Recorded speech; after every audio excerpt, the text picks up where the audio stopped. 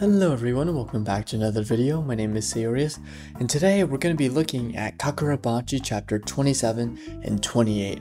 And although there isn't that much that's happening right now, at least in terms of the epic battles, it is setting up that big climactic battle at the end, and we are nearing the end of the arc in my opinion.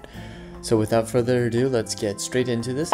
We're talking more about the Sazanami family, and that there's this newcomer that is being brought into the fold, and his name is Mr. Inazuma, and he's a kid who has like a lightning bolt on his head, and basically what happened was his sister has been kidnapped by the family and is being put up for auction, so he wants to go rescue his big sister, and he brings out a sword. He actually is pretty badass. He stabbed one of them in the arm.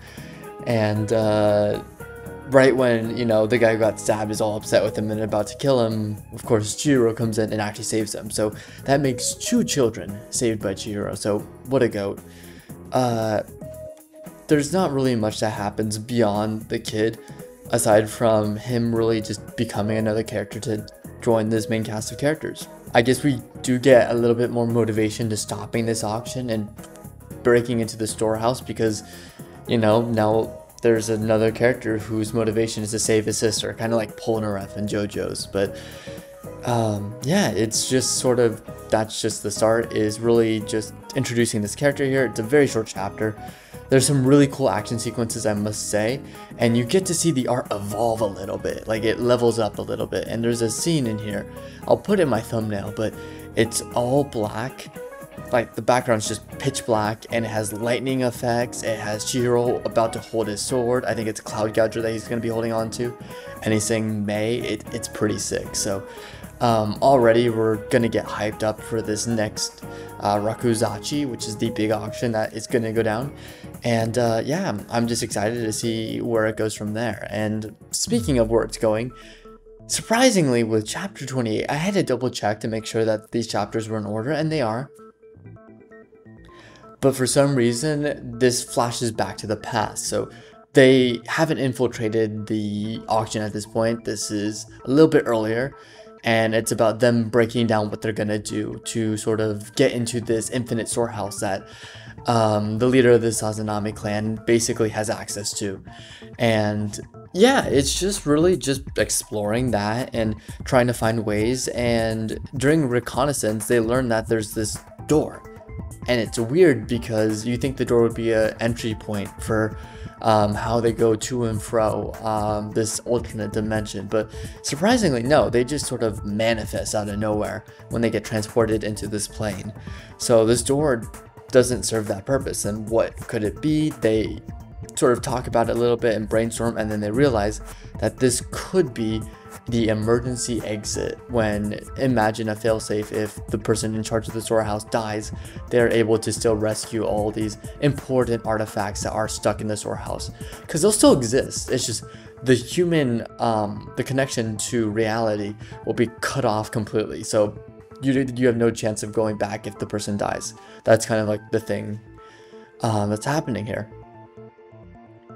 And so they sort of talk about where this other door could be, because whenever you talk about portals and doors, usually the door is like somewhere else, and luckily they're able to find it. Unfortunately, it is in a very tough, locked up place, and that is on the lowest level of the auction house.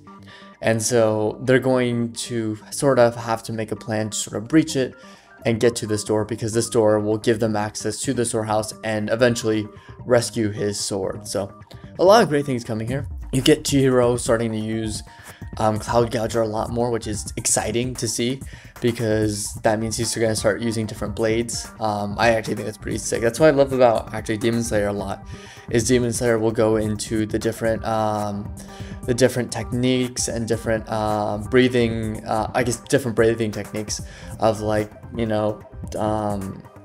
like for example Tanjiro's, which is more water element based, versus Zenitsu, which is more like lightning, electricity based. So I love to see that he's really changing up what he has, because of course he doesn't have his sword, he gave it up, so he has to use Cloud Gouger, and that's pretty sick. You also get like a really cool panel of of him in just pitch black once again, showing that the art is really leveling up here, and I'm loving where it's going, and Chihiro's just really just decimating these enemies.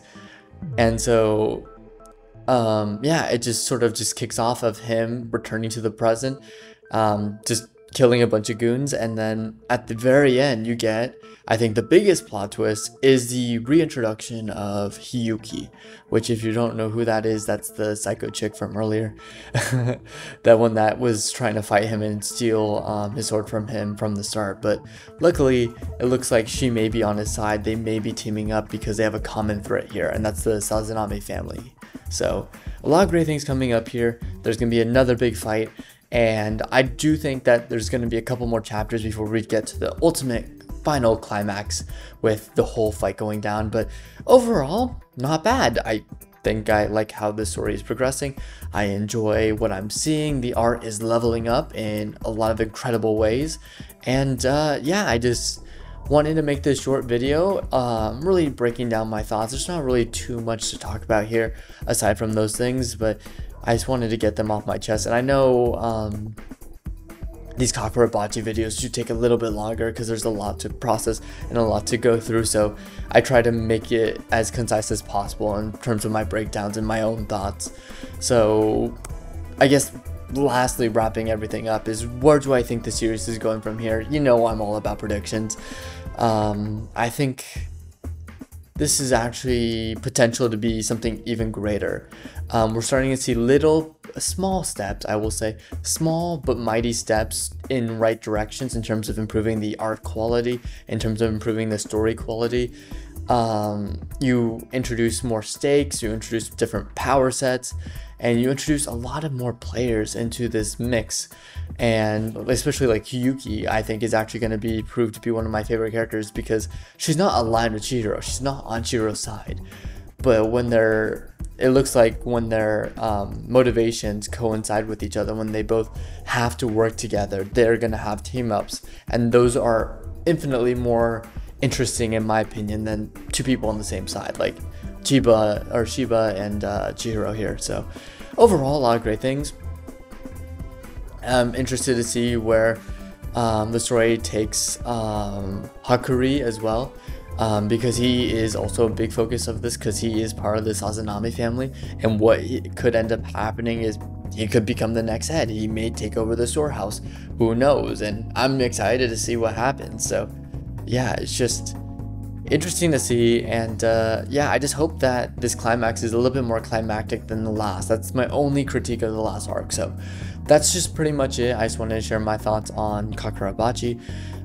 Big fan, by the way. I may be talking lower a little bit, but just know that's just because of where I am right now, and I just want to keep my voice down as quiet as I can. But trust me, next week or the next 2 weeks from now, I'm gonna be back to my normal self, and plus I am going to be working on something that's gonna be coming up soon. It won't be like next week, it won't be 2 weeks from now, but it is something in the future, and something in the near future that I think everyone is going to enjoy. It is going to be a big change for my channel, not only impacting these Kagurabachi videos, but all my videos at large.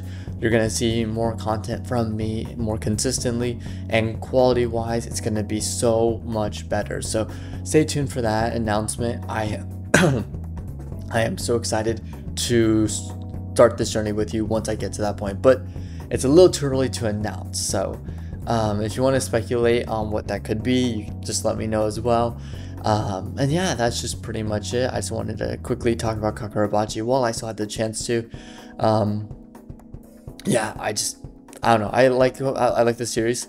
JoJo Lands will be coming in the future as well, so look forward to that, because I'm doing 2 manga series. We're still going to be consistent with those, and I really like making these videos because I love to read these stories and love to talk about them. That's personally where I stand on that matter. So also apologies with the hair. I had a long day today, and I was like, let me just kind of power through with this haircut. I know that look at this awesome haircut right here. It's definitely my best the best looking part of myself is definitely just this glob of hair that I just butchered right now. So yeah, that's pretty much it. I just wanted to share my thoughts, and let me know what you guys think.